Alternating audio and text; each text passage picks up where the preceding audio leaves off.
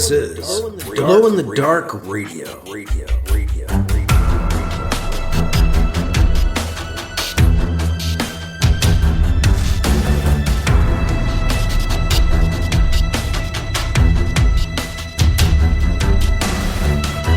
The science fiction podcast, with original independent science fiction, written and performed by Mike Luoma, with music by Kevin MacLeod. The Vatican Assassin Trilogy and The Adventures of Alibi Jones by Mike Luoma are available in ebook, trade paperback, and audiobook wherever you find your books online. Get links and details at glowinthedarkradio.com. This is the Science Fiction Podcast, Glow in the Dark Radio. I'm your host, your writer and reader, Mike Luoma, and I've got Chapter 12 of Alibi Jones and the Sunrise of Hur coming up on this episode. Alibi Jones tracked down an amazing alien artifact that allowed him to travel by thought, but he traded the Travel Chair of Enokata to find her in exchange for a box. Well, the lost or stolen Dakhur artifact, the Sunrise of Hur, is supposed to be in that box. Alibi isn't supposed to open it till he gets back on his ship, and he's just getting back on board his ship. So we'll get a look at what's in the box as we get into Chapter 12 of Alibi Jones and the Sunrise of Hur on this episode of Glow in the Dark Radio. Not much book news this week. So I do want to just stop and take some time to thank patrons for supporting the podcast and keeping things going. And if you would like to become a patron, please head to patreon.com/glowinthedarkradio, where you can join up for $2, $5, or $10 a month and help keep things going. Like a few folks do. Thank you again. I do have a new Glow in the Dark Radio Substack, where I'm posting old Medium articles, and I've just released a new old article, if you will. It's the article I wrote about the similarities between Ned Stark and Richard III, wondering if George R.R. Martin might have made kind of an anti-Richard in Ned. So, I like that article. It's one of my better ones, and it was on Medium. Now I've migrated it over to this new Glow in the Dark Radio Substack, and republished it so it's available as an unpaid article for non-subscribers and subscribers alike, so you can read that. Well, coming up next, we'll get into Chapter 12 of Alibi Jones and the Sunrise of Hur on Glow in the Dark Radio.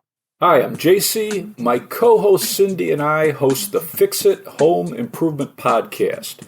We cover projects that every homeowner should know and top-rated products for home and garden. And for fans of Mike, we keep you posted on new smart home systems and products like robot vacuums and robot lawnmowers that seemed like science fiction not too long ago. You can check it out on your favorite podcast app. It's Fixit, F-I-X-I-T, Home Improvement.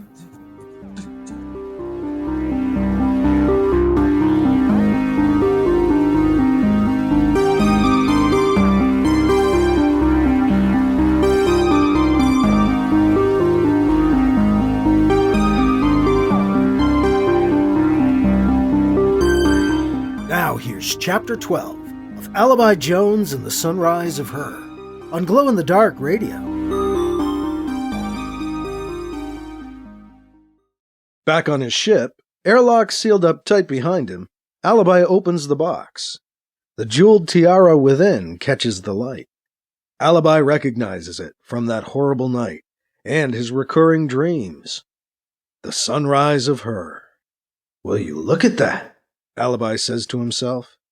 He stares at the glistening artifact for a few moments more, transfixed, remembering again the events from that night, the last time he saw the headpiece. Thub, thub, thub. Alibi snaps out of his trance, claps the top of the box back down. Gotta put it away. He locks the box in the ship's safe, and then heads for the bridge. Clearance to take off is granted. Alibi lifts the cruiser up and over Diamond Head as he preps the ship for EV. Once clear of Earth's gravitational pull, he sets the ship's course for the near-Earth trans-space jump point and makes the jump to Ceres. After an hour dodging rocks from the Ceres trans-space jump point to the base, Alibi leads his cruiser into port, docking at Ceres Central. He secures the ship. Then Alibi makes his way to his Aunt Anita's to show her the recovered artifact. Anita holds the tiara up to the light as she examines it in her kitchen. That's it, then? She asks Alibi, suspicious. You're sure it's the real one? She keeps her eyes on the treasure as she talks, looking for signs of flaws or recent fabrication. Well, pretty sure, yeah, Alibi says. Why are you so suspicious? Because you and Krish got Richard Wentworth and his finder involved, she says, her tone heavy with her disapproval. Oh. She looks down from the tiara and over at Alibi. That man is, well, he's ultimately only in it for himself, she says. He'd only help you if it in some way benefited him. I know, Alibi says. So, he's like most people. Allie, did I raise you to be so cynical? Sorry, Aunt Anita, he apologizes. It's just, I've met some slimy people lately. Including Wentworth, she points out. She changes the subject. You know what needs to be done. It needs to be returned to its rightful owners, she says. She looks at Alibi, waiting for him. The Dakhur? Alibi asks. She nods. So I guess you'll be taking it from here? Set up some big ceremony or something? Not exactly, she says.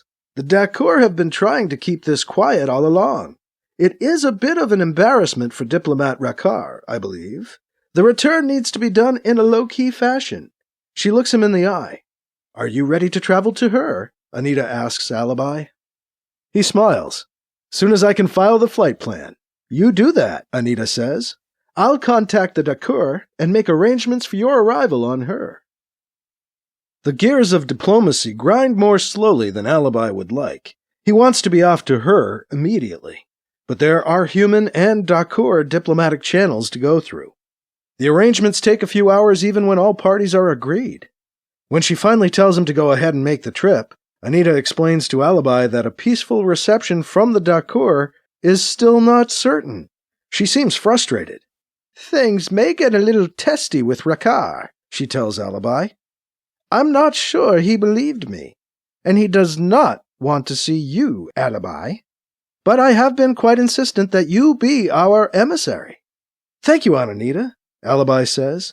I'd like to try to make up for what happened, but I don't have to be the one who... It was not your fault, Alibi. Anita cuts him off, getting angry at his guilty self-recrimination.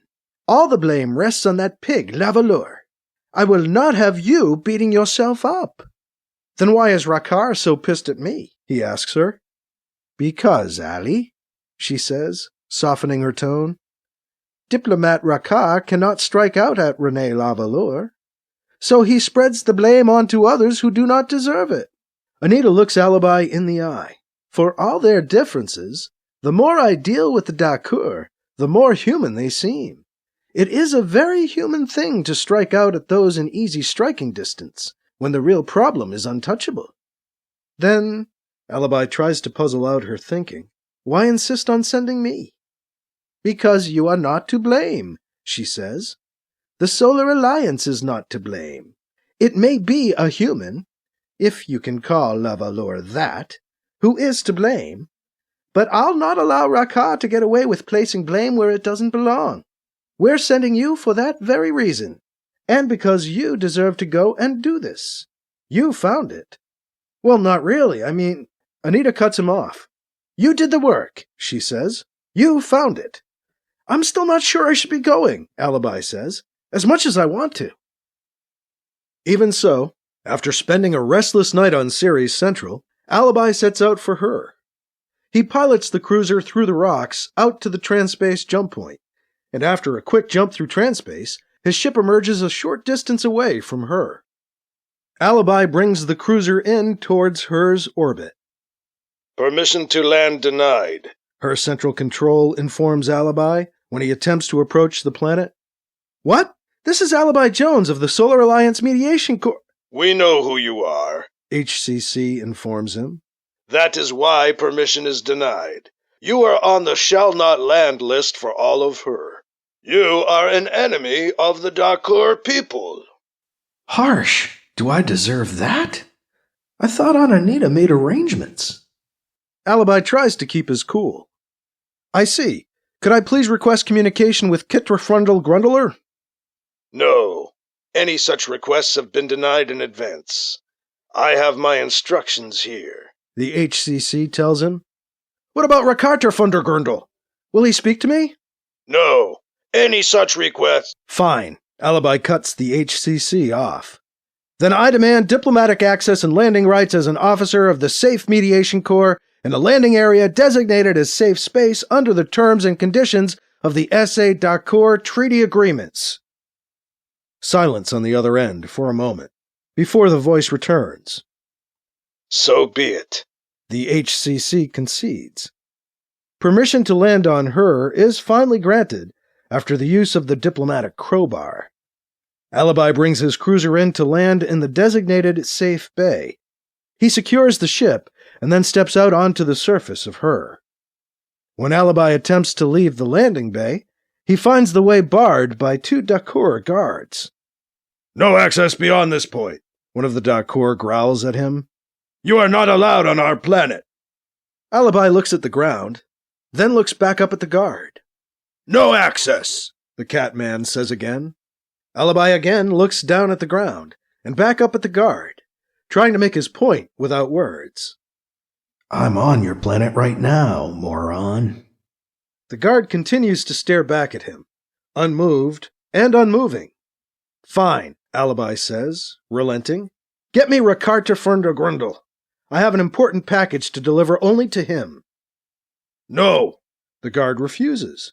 Your ship will be refueled and you will leave. That is all that is required of us, diplomatically. Really? Alibi questions the guard. Get me Rakarterfunder Grundle. No. The guard turns his back on Alibi. Hey! Alibi protests. He gets no response, just the hairy back of the Dakhur guard as he blocks the way out. An idea strikes Alibi. He returns to his ship and the bridge. Alibi records an announcement.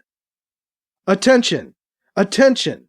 Rakarterfunder Grundler, I must see you. Please come to this landing bay to receive a package that can only be delivered to you, Alibi records. Okay, ship. Broadcast that on the external loudspeakers at full volume. And repeat. Number of times to repeat. The ship's comm asks Alibi for further instructions. Infinite repeat, until I tell you to stop, Alibi commands. Alibi walks outside and hears his voice at high volume, echoing into the distance. Attention! Attention! Rakarterfunder Grundler, I must see you. Please come to this landing bay to receive a... Alibi returns to the cruiser and seals the airlock behind him, shutting out his own noise. Well, let's see if Rakar shows up. After just over an hour of broadcasting the announcement, Alibi hears the airlock alert sound. Someone is outside, signaling over the airlock intercom. Alibi makes his way to the door and answers the call. Hello? Alibi Jones, this is Rakarterfunder Grundle. I am here. Shut off your announcement. Now. I will once you're inside and on the bridge, Alibi informs him. Come on in. Alibi punches in the commands that open the outer door of the ship's airlock to allow Rakar to enter the ship. If I must, Rakar answers over the airlock intercom. Alibi watches on the screen as the Catman enters the airlock. He cycles the outer door shut, and the inner door opens in front of Alibi. Alibi welcomes the Dakhur dignitary on board his cruiser. Thank you for coming on board, Alibi says. You gave me little choice, Rakar says dryly. I have something to give you. So I gathered. You had better... Come to the bridge, Alibi says, cutting off Rakar. He doesn't wait for the response from the Catman. Instead, Alibi turns and leads the way. Once on the bridge, Alibi calls out, "Com? Turn the external message repeat off." External address is now off. Good, Rakar says. He turns and begins to leave the bridge. Wait a second, Alibi calls after him. I'll turn it back on, he threatens, or I'll start repeating something worse. Rakar stops. He turns back to Alibi. Please, do not, the older alien sighs. What do you want?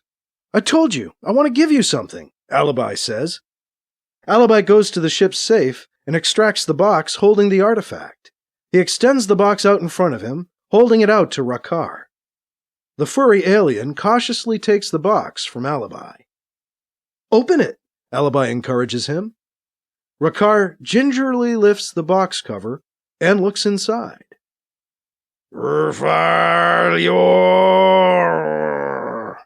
Rakar lets out an untranslatable gasp. You have recovered it. I did not believe. Rakar lifts the tiara from the box and examines it close up. You have found it. The Sunrise of Hur. Rakar looks up from the artifact and eyes Alibi warily. How much do you want for it? Alibi is surprised, taken aback. Want for? Nothing, he exclaims. I want to give it to you, Rakar. Back to you and the Dakhur people, Alibi insists. I can't make up for what happened, but I thought this might, help a little? Oh, Rakar says. Well, thank you. The cat-like alien puts the tiara back in the box, tucks the box under his arm, and then turns away and pads down the ship's corridor back toward the airlock. So, that's it then? Alibi calls after the alien. Thanks and goodbye. Rakar, I'm trying here. The old Dakhur stops and turns back to speak to Alibi. I will accept your communications, Rakar tells him, in the future. Do not expect Kit to do the same. But you should go now. Your ship has been refueled, at no charge. Thank you, Alibi says to the Catman. But I... Go. Now. This time, Rakar says. I will smooth the way for you for another visit. Next time. Some thanks, Alibi mumbles. What was that? Rakar asks. The translator did not... Never mind, Alibi says. I'll go. This time. Good, Rakar replies. This is good, Alibi. This means a lot. I do not wish to diminish your contribution. Thank you, Rakar.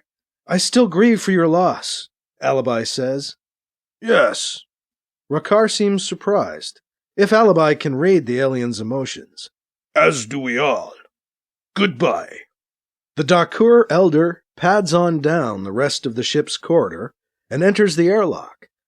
Alibi hears it seal behind the alien. Alibi turns on an external monitor and watches as Rakar leaves the cruiser and the landing bay. Safe, cruiser. You are cleared to leave, comes the HCC voice of the comm. Just like that, huh? Thought I might be welcomed as a hero, returning their artifact and all. I thought bringing back their people's most precious relic would earn me a little forgiveness. Guess not. Great, thanks, Hur Central, Alibi replies. Talk about being persona non grata. Worse? It really isn't my fault. Well, where to then? Back to Ceres? Nah, don't want to deal with Anita right now. I'll just send her a message. Let her know it's all set. The Sunrise of Hur is back in Rakar's hands. Might as well head back home to Cat's Eye. He fires up the power plant and readies the ship's engines for takeoff, going through the routine and the motions, all the while feeling a bit hollow inside.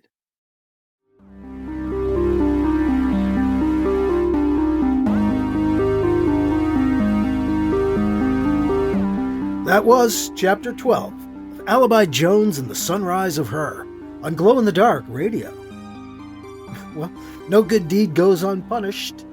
Alibi definitely didn't think it was going to be that hard, not so difficult, to give the Dakhur back the Sunrise of Hur, but they didn't make it easy, so maybe things will get better in the future. Maybe that'll help in the future, so time will tell.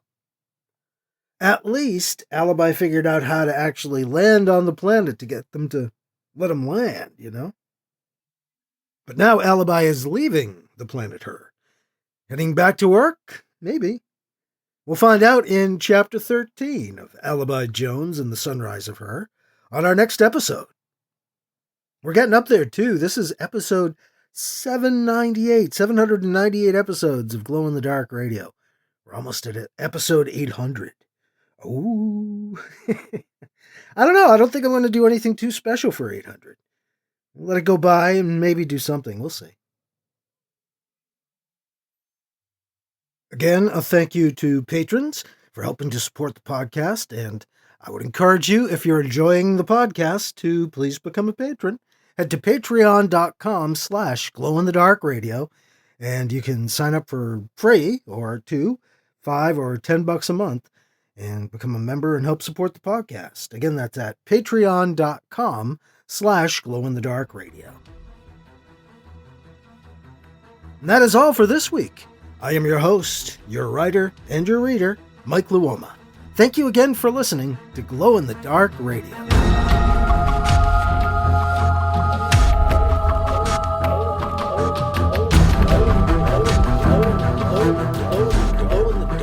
Glow in the Dark Radio.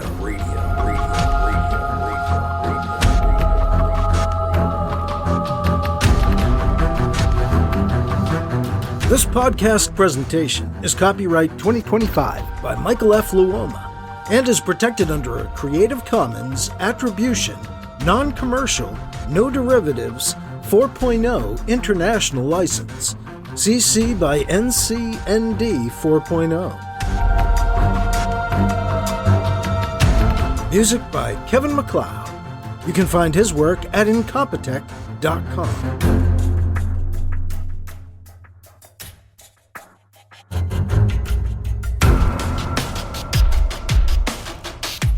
Mike's books are available in ebook, paperback, and audiobook, wherever you find books online. Get links and more details at glowinthedarkradio.com and mikeluoma.com.